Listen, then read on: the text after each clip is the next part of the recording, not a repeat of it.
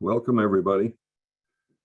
We're going to spend an hour today talking about improving government performance, measure what matters. On behalf of Informa Connect and the Balanced Scorecard Institute, I want to welcome everybody from around the world. We have participants from most continents of the world on the line, and it's a pleasure to talk to you. I'm Howard Rome, and we're going to be recording this session. We will be using the Q&A bar at the bottom of the screen, the Q&A box. So if you have some questions, please use the Q&A box rather than the chat box. The presentation is relatively short, so we'll allow as much time for questions as we can. So we'll try and go through the slides in, well, maybe half an hour and allow half an hour for questions. We're recording the webinar, and we'll make a link available to replay within 48 hours.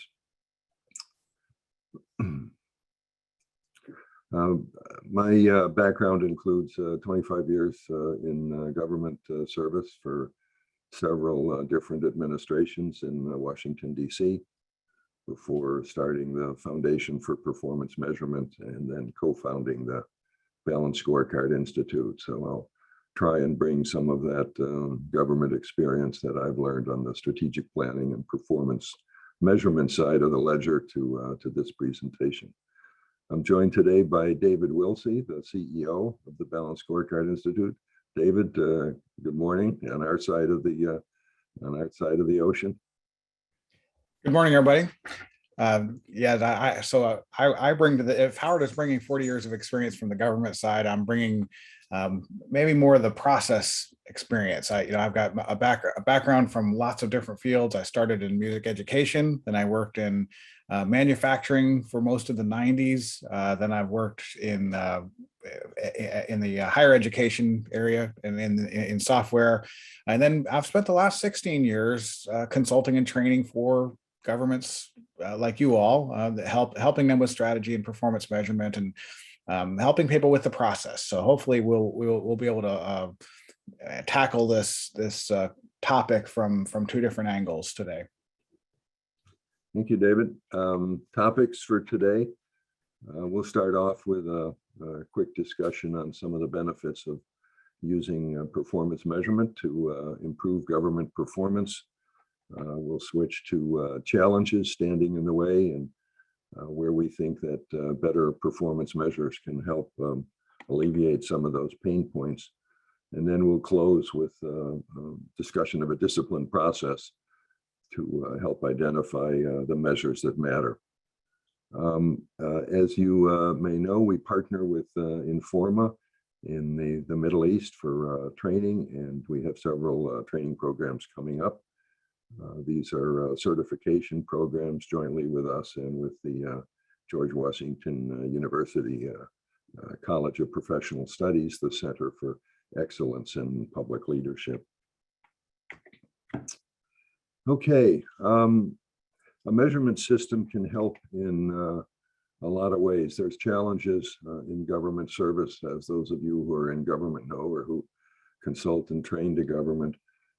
And there's areas that performance measurement can make a difference. We're always struggling with answering the question, is my program or is my service effective? Is it delivering value for citizens?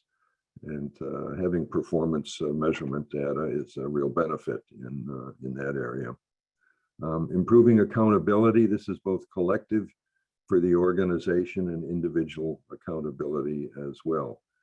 We'll share some ideas with you on how you can increase the accountability for results in your organization by putting a focus on strategy and the measures that matter. There's much more emphasis these days on data-driven decision-making or evidence-based decision-making. In the US, for example, in the last several years, there's been legislation requiring an evaluation officer in cabinet agencies to bring this statistical, this evaluation, this evidence-based decision-making to the forefront. For those of you who have been involved in budget formulation process, you recognize immediately that a lot of these start out as sort of arguments by vigorous assertion, right? How can I justify X percent more for my program this fiscal year than I did last fiscal year?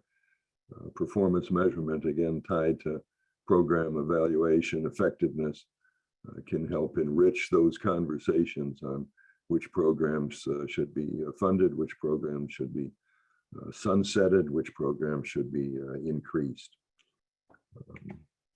Informing continuous improvement, trying to improve processes and procedures, especially the customers facing processes.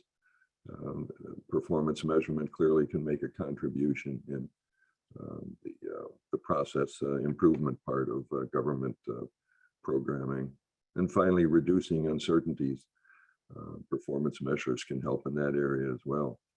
I think a main point here is to always recognize that as analysts, we're providing, we're providing truth, aren't we? The goal is to provide meaningful information to decision makers. And we always recognize that there is a political overlay to decisions, irrespective of the data. But our job is to do good work and present information in meaningful ways so that decision making can be better informed. And that's really the goal of performance measurement for government. Some common challenges with KPIs, they're not linked to the results that the organization wants to achieve. A very key challenge that we run into. We've worked in about over 40 countries now and visited hundreds of organizations. And so many times when we get to the point of talking about KPIs and performance measurement, it's clear that what's being measured is very much on the input and activity side of the ledger and much less on the outputs and especially the outcomes. What are we trying to accomplish? Most of the KPIs that we see in organizations are after the fact. They're lagging indicators.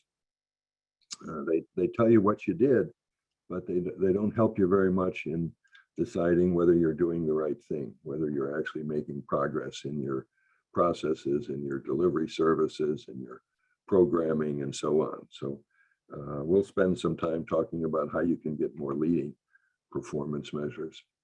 Ownership and accountability, I mentioned that earlier.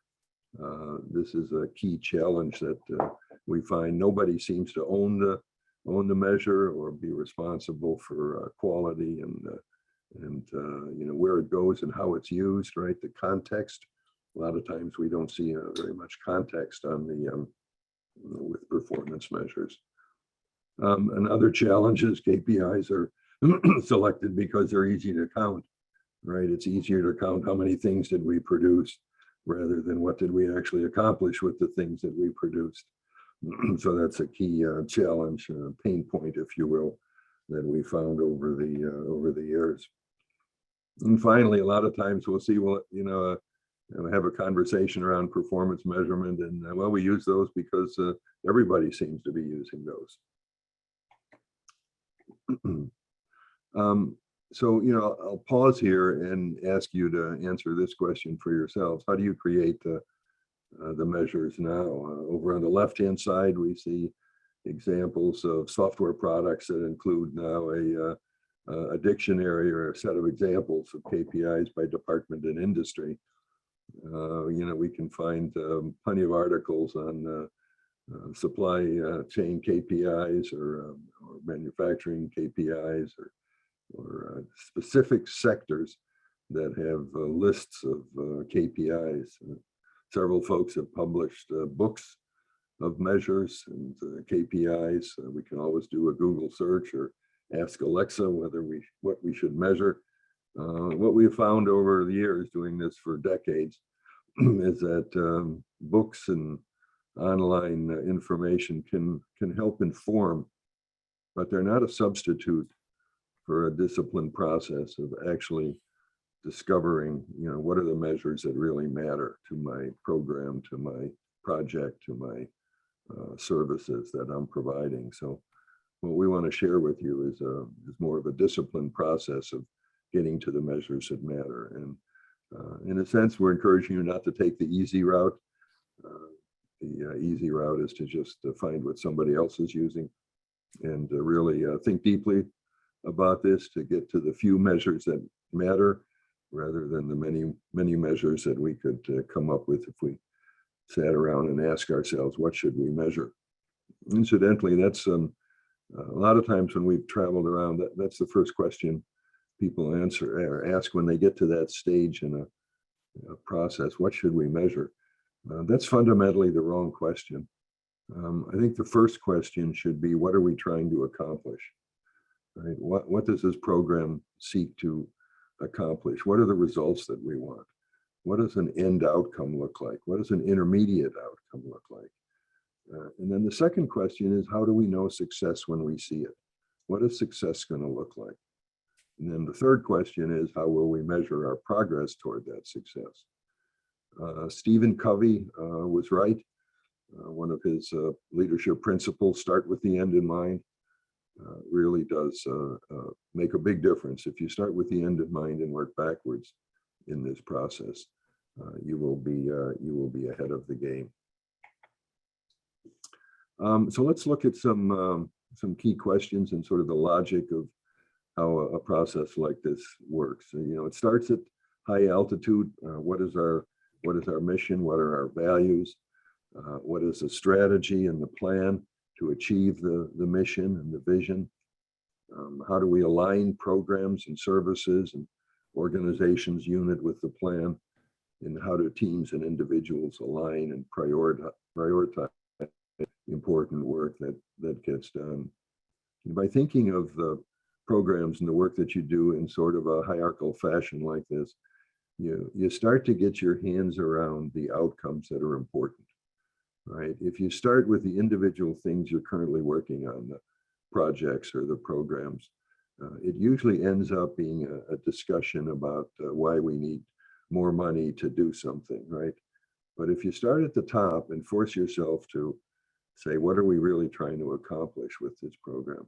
You really will end up with a set of harder questions for one, but also I think more insights into what you're actually trying to accomplish and how the program you're working on helps folks. So there's line of sight between what our mission is and what our vision is and our values and our picture of a successful future, the strategy we use, how we align programs and services in the organization to how teams and individuals align so that the folks throughout the organization know how they fit in and know how what they do matters to the overall success of the organization. So those questions, again, what are we trying to accomplish is the first one. How will we know success when we see it? And then the third one is, how will we monitor our progress and report success in simple, easy to understand ways?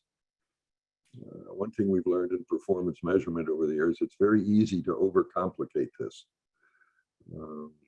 Senior folks, managers, executives don't want complication. What they want is simplification. How can, but accurate, right? Valid and verified. But how can we keep it simple and not overcomplicate things so that it becomes confusing to folks? All right, I'm going to shift over. David, if you would take over. All right, Howard, do you see my screen? Yes. Okay, so let's talk about process. We got a lot of questions beforehand, that people were submitted in advance. A lot of the questions had to do with, what does the process look like in a government organization? There's certain principles to measurement, luckily, that are sort of universal. The way the process, the way that we think about this. Imagine whether you're an organization that's trying to win a sporting event, whether you're a military organization, maybe you're a government organization, or if you're just running a business, no matter what kind of organization you're in, the basic process of figuring out what to count is roughly the same, right? And one of the key principles here is that you bring discipline to the process. I hope I didn't just lose half our audience, because discipline is, it can be a difficult part of the thing to make sure you can make happen. But so for us, the first step in this disciplined process, as Howard has said a couple of times, is not necessarily to start thinking about measurement at the beginning. The first step is to actually organize your thoughts around what you're trying to accomplish. Can we actually map out our strategy so we understand it? So we see the connections between the various all the work that we're doing, the objectives we're trying to achieve.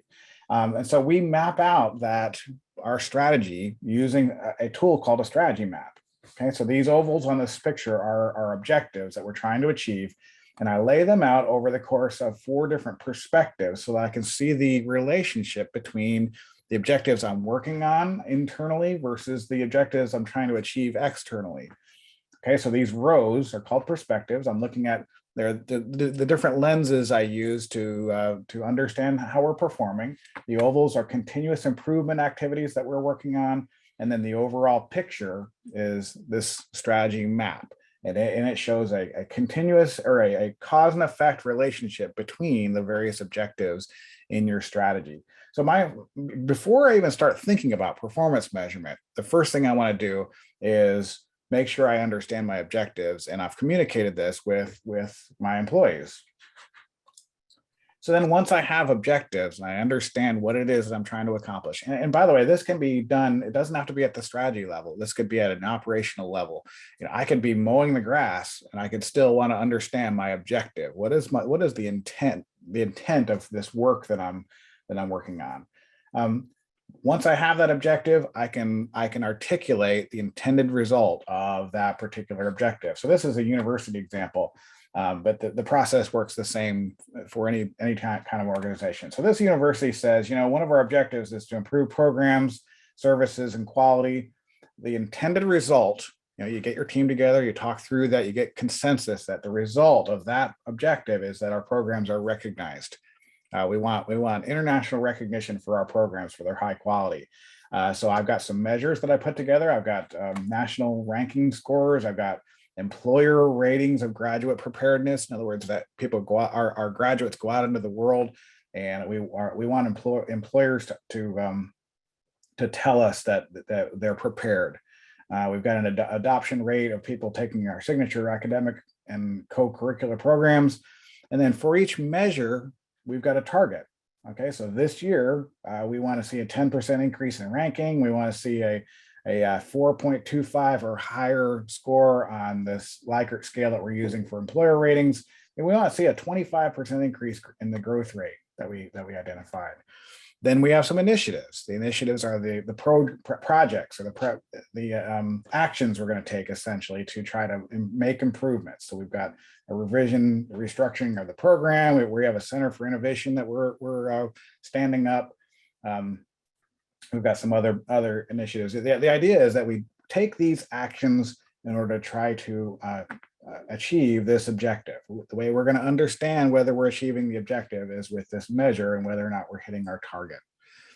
That's what it looks like when you're actually looking at an example. In an academic sense, this is what we're doing. We're taking high-level strategy, mission, vision, strategy. We're breaking it down into objectives. We're describing those objectives, and then we are identifying intended results and attaching our measures to those intended results. Okay, so that basic process is the same regardless of what kind of organization we're talking about. Now there's a little bit more to that. So we identify objectives, we describe the intended results. The step of how do we come up with different types of measures? Sometimes we have a direct measurement of that intended result. Sometimes it's very simple. We're trying to reduce costs. Well, obviously, we're talking about the dollars that are connected to it, to the costs that we're incurring. In some cases, though, your intended result might not be quite as clear, as concrete as something like cost. In which case, it might be useful to use one of these tools. We've got the process flow. That is an analysis tool that we use to figure out contributing factors related to the process that we're implementing. We've got cause and effect, or a fishbone diagram, kind of an exercise we might do to help find contributing factors. We might use the logic model. So all these different kinds of tools are really useful for generating potential measures. So then we have a long laundry list of possible measures. We have a disciplined process for scoring the best possible measure, and so we select the ones that make the most sense. That's how we get from strategy through to a long laundry list, and then back down to the KPI or measurement that we want to keep. Now, one of the things that the next few slides I'm going to show you get at this idea that we want to help people connect dots. I mean, this is not just about measurement for a lot of your employees. A lot of the times, this is about making sure we understand all the factors that are contributing to the outcomes that we're trying to achieve. We worked with a lot of nonprofits, and a lot of times they have a really good set of measurements about the external outcomes they're trying to achieve, and then they have measurements that they measure internally, and the challenge for them is to make sure they know that if we do more of X, it will drive that outcome that we're trying to achieve. Governments have that challenge all the time. So if I can look at an entire family of measures, and I help my employees understand how those dots connect, then they know they can do more of in this example, I've got a dropout prevention program. This is designed to help children stop, not drop out of school, right? So I have a class for parents. I'm working with the parents.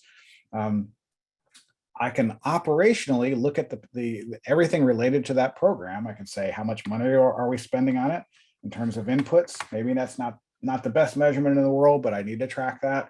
I've got the delivery process. Is it of high quality? Is it consistent? Are our teachers all doing the same things? I've got the outputs of the program. How many programs are we holding, or how many people are attending the program? Might be thought of as the operational outputs of this program. But really, what do I really want to know? I really want to know the strategic question. That is, how many parents are actually completing the program? Are they changing their behavior? Are the children, as a result, attending more school? Are they even, has the dropout rate actually changed? That's really what I'm trying to influence with this program. Now, so if I operationally work at this organization, I want to look at not only these operational elements, but maybe some of these other things like projects. We're currently redesigning the curriculum. Is it on schedule? Do we have the resources in place? Do we have certain skills that we want related to for our instructors? Are there certain risks that I need to monitor, related to backlash maybe to a program like this? And so it's, when we talk about having a system of measurements, we're talking about having multiple types of measurements in your organization that are all connected. And so your employees, when they're looking at this, they should be able to connect those dots between all these various pieces and understand how everything works together. Another thing that happens is for employees is that they start to appreciate this whole concept of leading and lagging. Okay, leading means it's a predictor of future success, and lagging is usually focused on the results that we're trying to achieve. And again, it's really valuable to have your employees understand this, not just leaders. Sometimes the leader gets it, and they try to dictate, to employees. But if you can get employees to appreciate this connection, then they can make things happen sometimes. So in this example, another example, I've got a smoking cessation program. And that program acts as my leading indicator for the population that smokes, at being the lagging indicator. So if I can connect those dots, that I can track those at the same time. And I in theory, if I hold more programs, I should see a reduction in the population that smokes. And not only that, but the population that smokes in and of itself is a leading indicator for cancer rates. So if I work at this organization, I can track these three measures. And if over time I hold more and more programs and the population that smokes doesn't go down, then I think, well, maybe we need to try something different. That's the value of being able to connect dots. All right, so I can also visualize it this way. So this is an operational kind of an example where ultimately I'm trying to make customers happy. We have I'm a government organization, and I've got customers that I'm trying to keep happy and satisfied with our services. I want them to be delivered on time. I can measure connect the dots from that satisfaction all the way back to product delivery and say, were we on time? Was it correct? I can move the needle back to how we're interacting with people. What was the information accurate? Was the customer experience strong? I can move it all the way back to production. Were we efficient, high quality, timely with our service? Was the output accurate? And then I can even move the needle all the way back to resourcing. So it's possible for me to create a dashboard that would connect the dots between all of these different components of our success. Okay, and so if I'm one of the employees that's working in resourcing, and I'm responsible for some of these measures, I can see how that connects to the outcomes that I'm ultimately trying to achieve. And then finally, this is the visual that we use most often at a high level. If I want to be able to understand how our organization is performing, this is a government we worked with in New Jersey, in the United States. It's a city government. They have their vision and their mission at the top of the screen. They've got 4 focus areas. We call them strategic themes, but they could have called these goals or whatever your strategy model looks like. You've got your objectives on the left side of the screen laid out within perspectives that tell a story of how, if they improve staff quality, it helps them with efficiency, which in turn helps them with delivery services, which helps them with program outcomes, connecting all the way to quality of life. You can see the cause and effect story from reading from the bottom of the picture to the top of the picture. And then for each of these objectives, they've got a measure. And then for each measure, they've got a target. And then they've got a set of initiatives that they're implementing to make this better. So this picture, this one-page strategic plan, essentially connects the dots between all of the elements in your strategy. And so if I'm an employee and I'm working on this customer service training, I should understand how that plays into this story. Okay, so that's what we're aiming for in terms of that final visual, in terms of connecting dots. All right, so now we're going to talk about questions. If you want to know more about our approach to KPIs or our approach to measurement or balanced scorecard, which is that picture you just saw, please visit our website. All of our certification programs are on that site, and you can connect through to the Informa offerings of those programs, or reach out to us directly. Find the contact us form on that website, and we will direct you to the Informa folks that can help you with the offerings that they're holding. So at this point, we're going to open up the floors as promised. It's 7:29 on the East Coast of the U.S., so we're right on the dot in terms of our timing. If you can open up the questions, the Q&A section, not the chat, but the Q&A, will watch that board and be happy to answer your questions.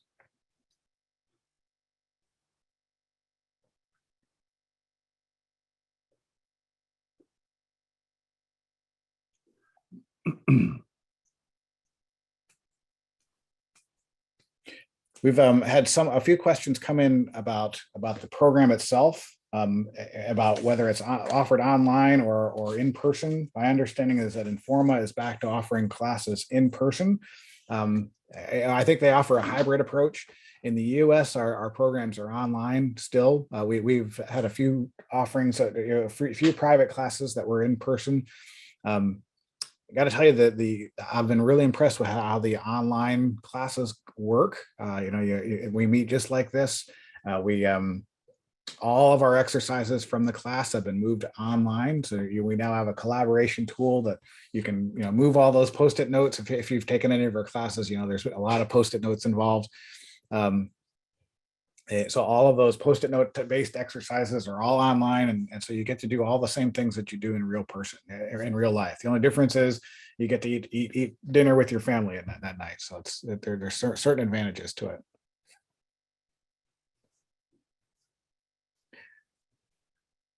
Cheryl asks, how do you measure creativity?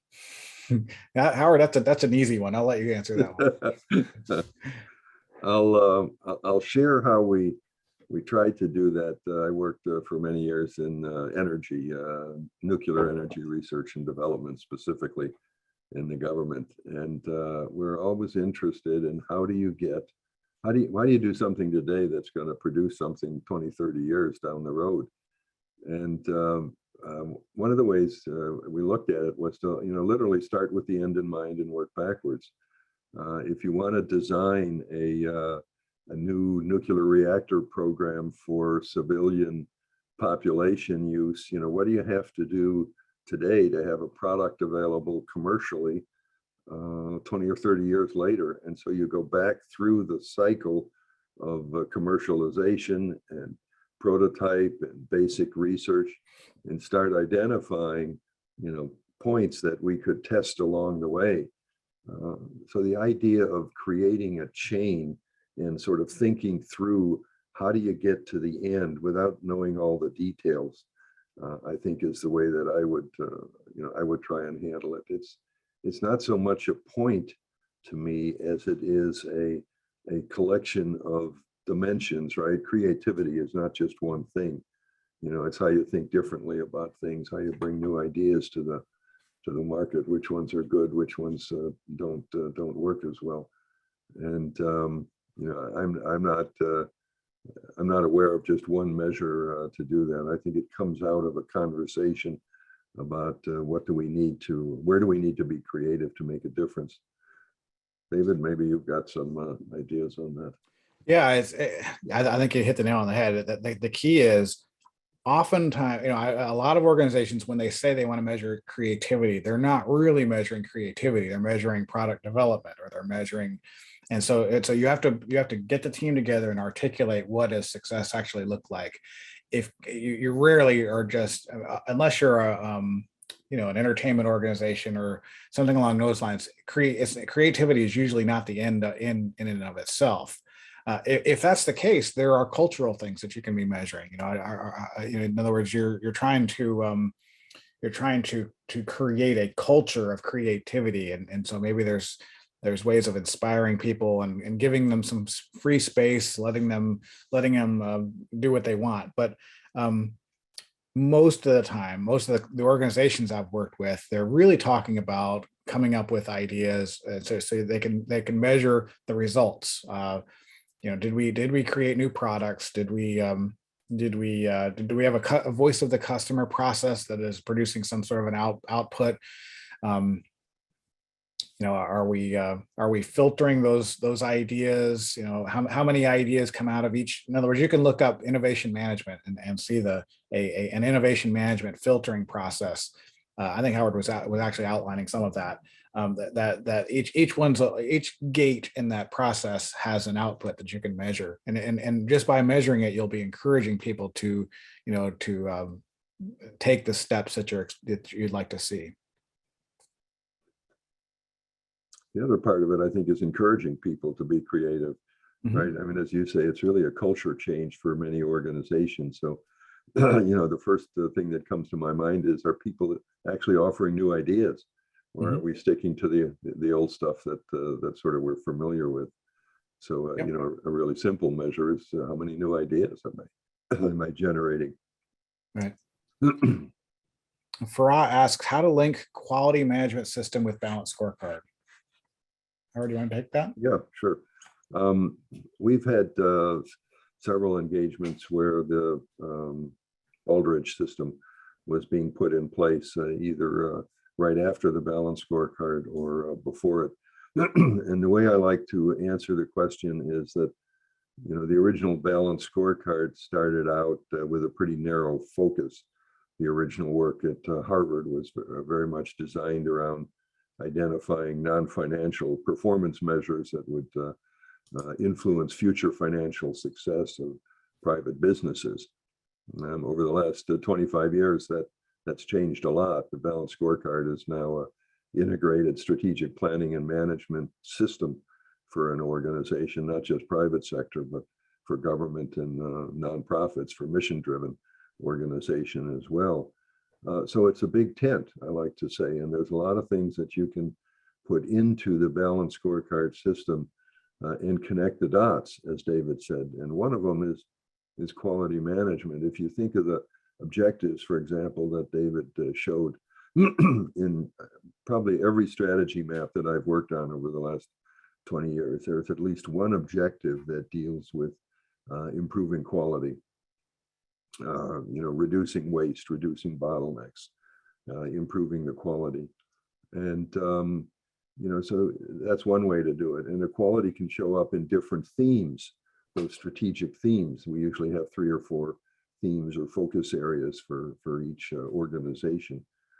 Sometimes quality will end up in a part of the statement of the intended result for those themes. Or if you're building a nuclear power plant, quality shows up in a lot of places, operationally, strategically, risk, project-wise. And so you can collect all those instances and put them into a quality bucket and tell your story about, how quality is impacted and how it's managed within the organization. So plenty of opportunities in a balanced scorecard. Actually, there's a broader question here, and the question is, how flexible is a balanced scorecard to address the things that are important to an organization? And this is one example where, you can address a dimension or an issue that the organization has in an objective. You can address it in an initiative. You can address it as part of a theme. You can address it as part of an intended result. You can address it as a goal. You can address it as a performance measure. So the key to a good balanced scorecard system is to think about those different dimensions and the places that you can put things that tell a simple story. And the story is one of value creation for the organization. The strategy map is a very simple tool that answers one fundamental question.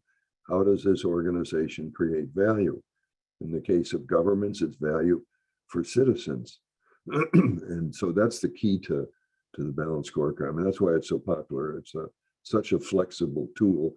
And at the same time, it's disciplined so that you don't get, I like to say, ahead of your skis, right? You take each step at a time, you put a fence around it, and then the output of that step becomes the input to the next step.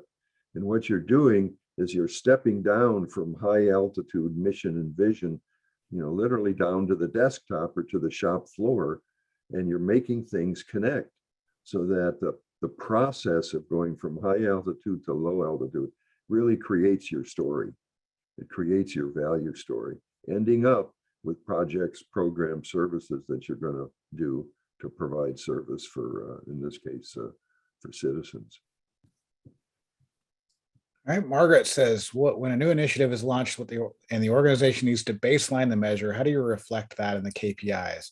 One of the things that you've got to be aware of is that when we show these presentations, we show a finished product, and I know a lot of clients get anxious about the fact that they're just getting started. They're going to spend some time creating baselines, and that's perfectly fine. You can start by if you have 1 or 2 objectives that have measures on day 1, that's great. Just keep building on that, and just you create your scorecard in the first quarter or so. You've got setting baseline written in the, TBD written in for the measure and or the target, and that's perfectly valid. So just realize this is an iterative process, and it's not going to be perfect on day one. If you can make any progress at all over time, then you're getting there. Let me add to that a little bit, David. A lot of times, when you think of that logic model display that we showed you, you can go back in the process and find a measure that you do have baseline data for that is a proxy for the measure that you'd really like to have. So you get the process started. Remember, performance measurement is not the end. It's a means to an end. What we're really trying to do is inform decision making. So we're not going to be perfect on day one. Maybe 20 to 30% of the measures that you create out of a disciplined process like this are measures that you already have data for. Because the process is asking you to think differently and start with the end in mind and work backwards, rather than start with all the stuff you're doing and work forwards, which is the traditional way. This process is going to give you a family of measures at each of those nodes, and you can pick and choose, right? For purposes of getting started, we'll choose something that we have, which gives us an indication that we're either doing the right thing or not doing the right thing. And over time, we'll change out those measures. If history repeats, we've done about 300 of these for different organizations in over 40 countries in the world. If history repeats, you will change out from that strategy map 1 or 2 objectives a year. And you'll change out something less than 4 performance measures each year. As you get smarter, as you get some data coming in, you say, that doesn't give me the business intelligence that I thought it was going to. So let's switch out that measure for what we now know to be, or we suspect is a stronger performance measure. So this really is a dynamic process. It is a journey. Performance measurement is not a project. You don't get a check mark when you get a set of measures next to your objective. That starts the journey. That's not the finish. All right, so Layla says, how do you ensure that employees in the organization are aware of the strategy, particularly if the leaders aren't as flexible with information sharing? Usually when I run into leaders that don't want to share information, it's usually because they don't want to share the data, especially like financial information. That's the part they're not usually trying to share, not what are we trying to accomplish kinds of questions. So if they're not sharing what are we trying to accomplish, what are our objectives, what are our high level goals, that kind of information, then I would try to address that. Ideally, we would work in a transparent organization where everybody's sharing, all the data. But I know in some scenarios that's not going to be practical. But the high level picture of what are our objectives and what are our high level goals, I would like to see an organization try to share that.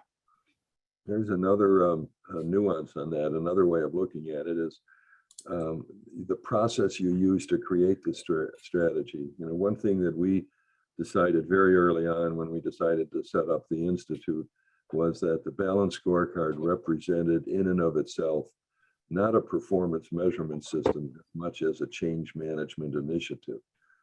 Building a scorecard system is in fact a change initiative for an organization. So we built John Cotter's principles into each one of the steps. And the reason we did that is I did traditional strategic planning back in the day, with a few folks. We go off to the golf resort for the weekend and write a plan and come to work Monday morning and say, we did it, follow me, we did it. Only to find out that very few people followed.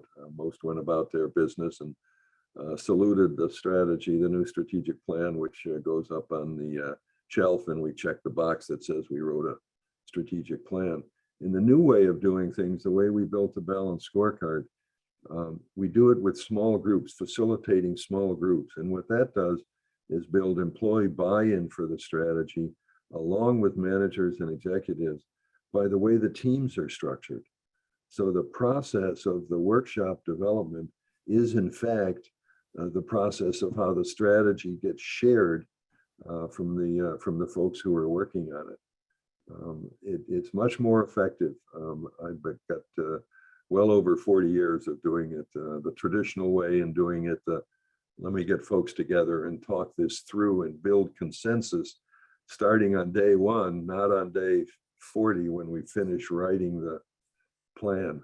You cannot take a strategy in today's time and a few people write it and then hand it off to HR and say, go implement this for us. It just won't work very well. And what does work is bringing the different voices of the organization into the process early, dealing with resistance issues, dealing with change management issues, and yes, producing the measures that matter. Again, the measures that matter are a means to an end. They're not the end of themselves. Maribel asks, where does budgeting happen in the process you described? Thanks. Howard, do you want to take that one? Yeah. We have a 9-step process, and after step 6, you have that graphic that David showed at the end of the presentation, what we call a one-page balanced strategic plan. Budgeting starts as one of the outputs of that step 6.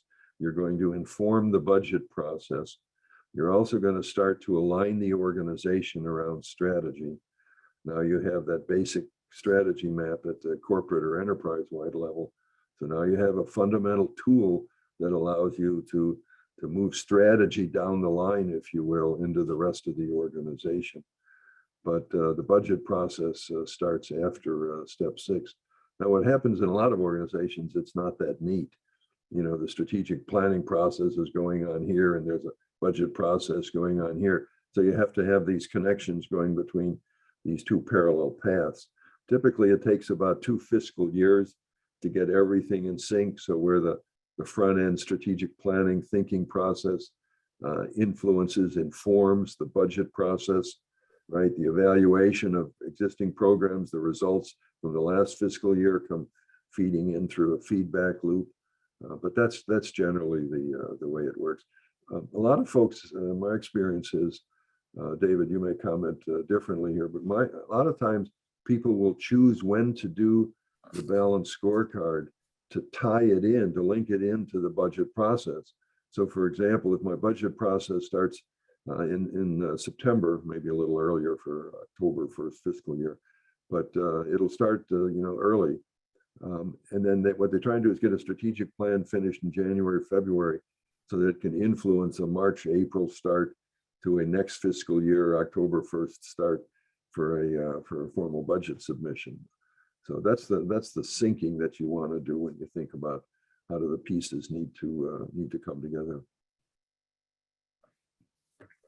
All right, Wynette says, what would you suggest are appropriate KPIs for the US Congress or any other government legislative body?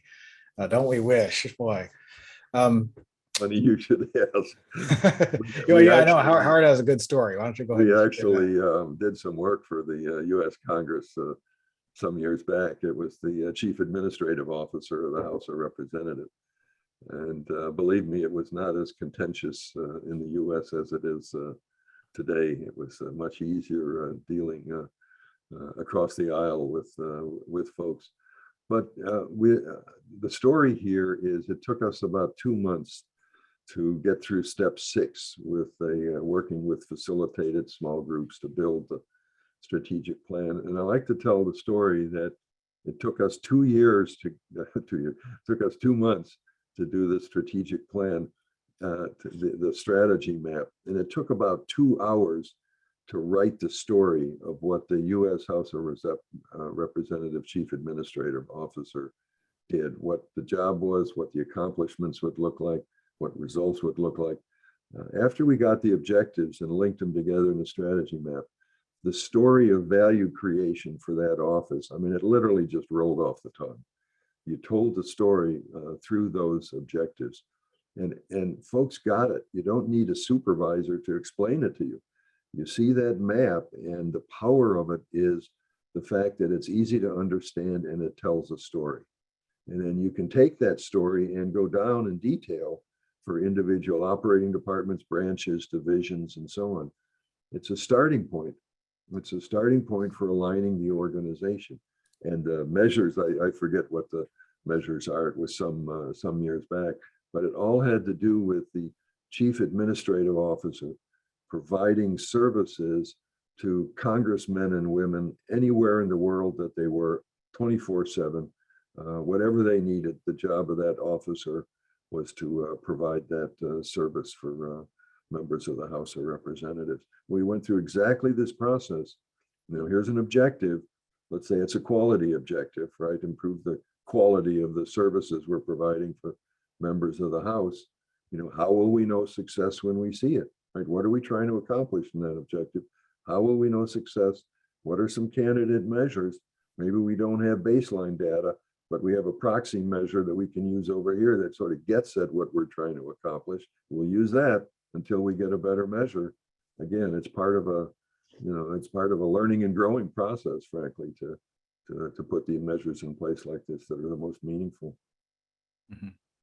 In an academic sense, though, the challenge, I think, in a legislative body is that you don't have a shared vision. You have every member comes in with their own values, and there's plenty of measures. They have probably thousands of measures, economic measures, and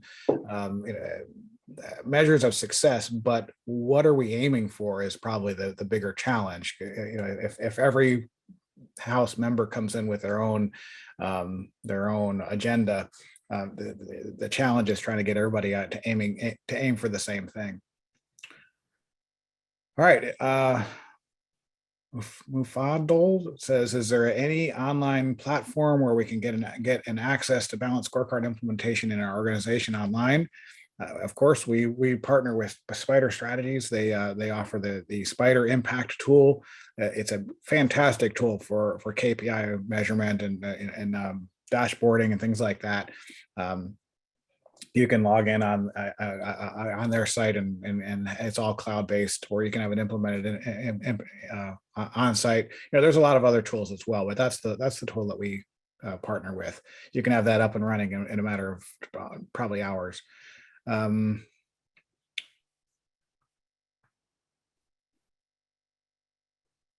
right, Demon says, how do we deal when the client innovate in balanced scorecard structure? Recently, I am receiving strategy maps with the normal horizontal perspectives in addition to vertical themes or priorities. I mean, the way we structure it usually is with the perspectives going along horizontally. With you can visualize themes top to bottom if you want to see how the objectives connect with each other as part of a theme. But we're actually pretty flexible. There are some of our clients have drawn maps in which they turn the perspective sideways, and they move from internal to external. There's one of our clients had they looked more like a geographical map, and they were headed towards here. And they, as long as you're using the principles the same way, we're pretty flexible about the how you visually show it. The question is, are they? And Dima, I'm not sure where your question is coming from. If they're confusing the terms, that can be more of a problem. Howard, do you want to add anything? No, I think I think that pretty well covers it. I mean, one thing I would say is, don't call what you end up with a balanced scorecard. Change the name to reflect what's important to the organization. For example, we did the work at the Susan Komen organization some years back, and we didn't end up calling it a strategy map. We called it a promise map, the promise of a cure, tied it to the mission of Susan G. Komen. And every client that we advise is to think of this as the tool in the background rather than the result that you're trying to show somebody. Your goal is not to build a balanced scorecard. That's not the end game. The end game is to build a management system that reflects the values and the priorities of the organization that you're using the tool for. So very quickly, we advise folks to call it something else and make it the tool in the background. So that's what I would add to that. All right, Pure Goal, and I apologize if I'm butchering your names. Pure Goal says priorities change even in the middle of a strategy. Are are there any tool or methods that help balance changing priorities so that we are reflective of the reality and reporting more accurately?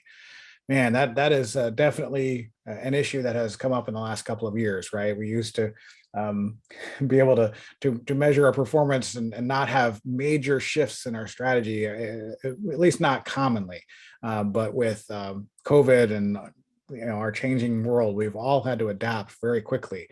So yes, prioritization. When we get to step 6 in our process, we have a prioritization process where we take all the initiative ideas and we score them and do various filtering processes in order to get to a shorter, more focused list.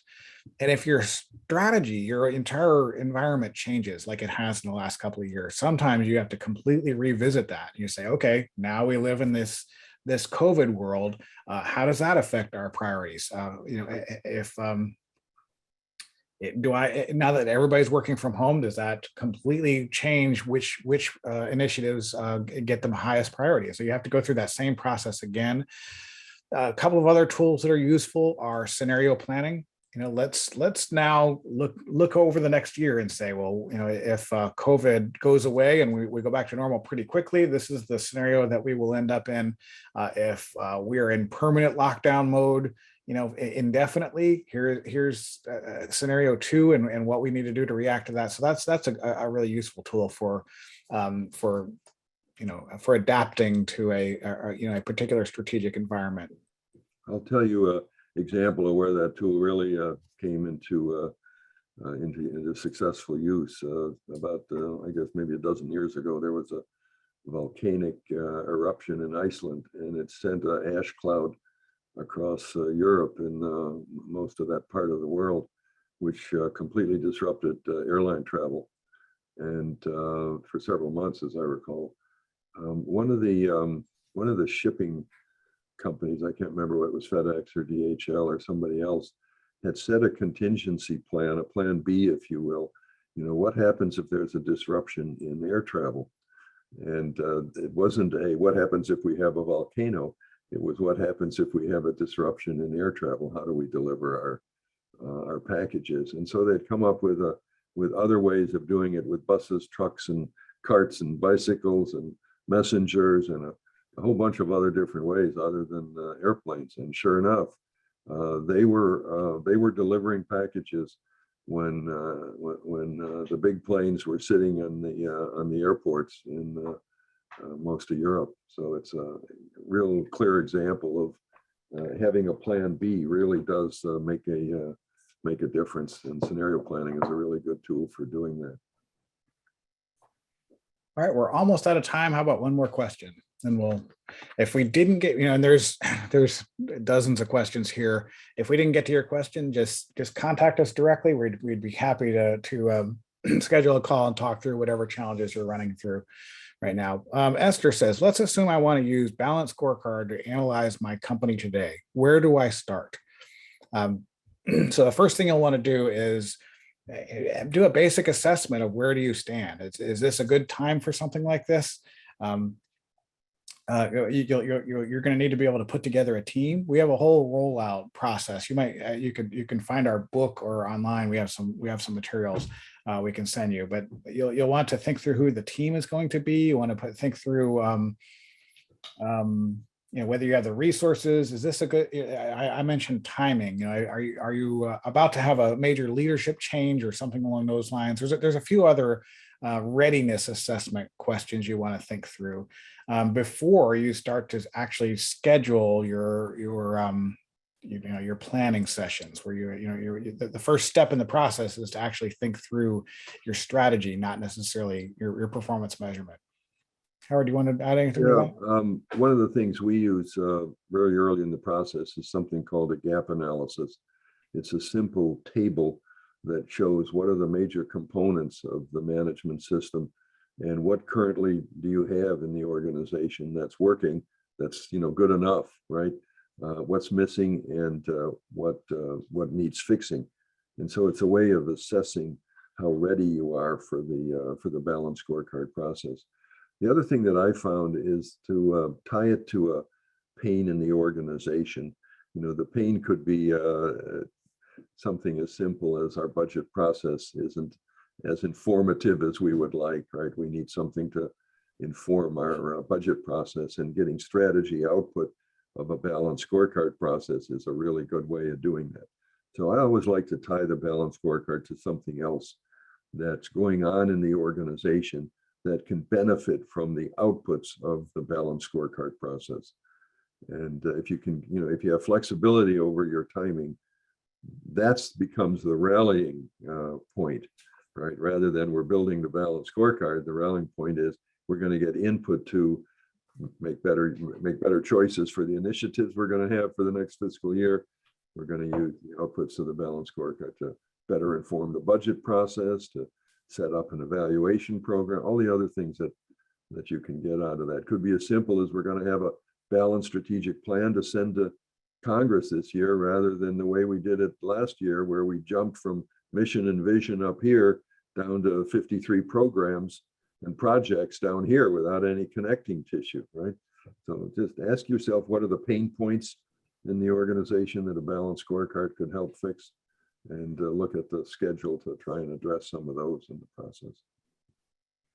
All right, another place you can, if you want to get started, you can start by going to this website and looking into our training programs. Informa offers all of our programs locally over the next quarter or so. We offer them here in the US. Just visit balancescorecard.org and find the training tab. All right, well, thank you very much. We greatly appreciate everybody joining us this morning. Again, if we didn't get to your questions, just let us know. We'd be happy to schedule a call to discuss your challenges. Thank you, everybody.